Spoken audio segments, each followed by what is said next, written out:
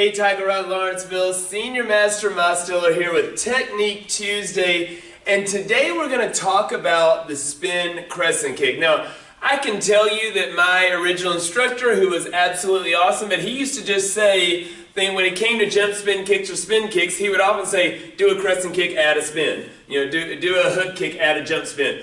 Like those types of things, and I picked up on those things kind of on my own quickly, but let's go with a little more explanation and detail. Now, first thing to understand about a crescent kick or a spin crescent is that your body itself is going to turn 180 degrees after you lift your foot off the floor.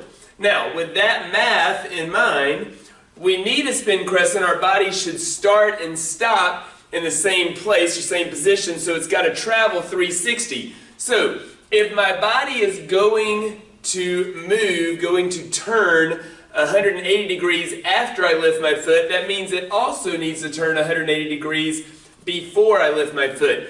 If you lift your foot early, it is going to end up with you in an open stance, easy to be hit. So for example, if I'm here and I lift my foot, my hips get to this point and I lift my foot and do my crescent, I'm going to end like this, wide open for somebody to hit me.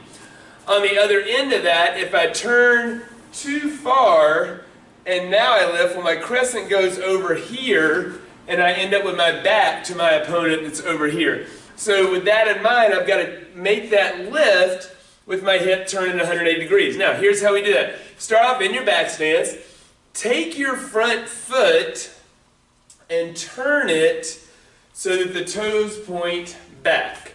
Now, as you do that, bring your foot closer to the other. So as I do this, and I'm actually going to give that example, way to put it this way, almost make your toes on your right foot touch your heel on your back foot. Almost. Then stand on the balls of your feet, kind of stand on the tiptoes things, and turn the heels. Notice that brings my hip, now my left hip is in the front, I'm at 180 degrees. My legs are crossed at this point, and I can make that circular motion for my crescent kick, and it will come right back to where I need to be, that 180 additional travel where I need to be for my back stance. So, as I make that smooth motion turning in, that becomes a nice smooth movement. But if I do that slowly, what you're seeing is the lift is after this hip is here.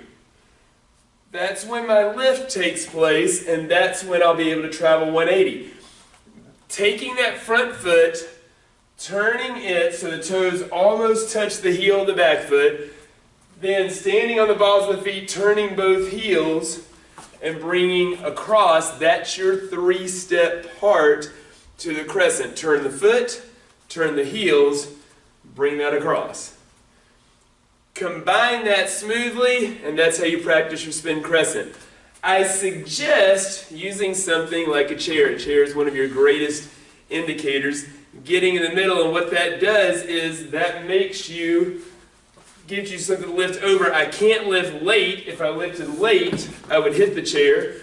I can't lift early. If I lift early, I'm going to come down on top of the chair. So it helps me to time that better, correctly, if I've got something like a chair to lift up and over.